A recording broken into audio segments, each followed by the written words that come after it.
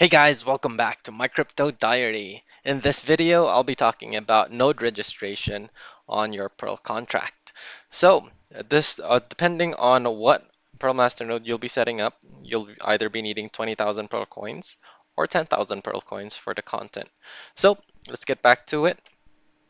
On the main wallet, your Nautilus wallet, you're going to click on contracts, and depending on what watch contract you did, if you were doing a premium master node, you'll be clicking on this. In my case, I'll be doing the content master node, so I'll be clicking on this right here.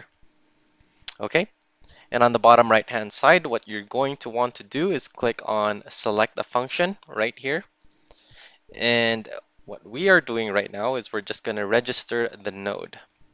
I'm going to execute from the Perl account that has the 10,000 Perl coins, which is my main account right here. And I will be sending a total of 10,000 Pearl coins.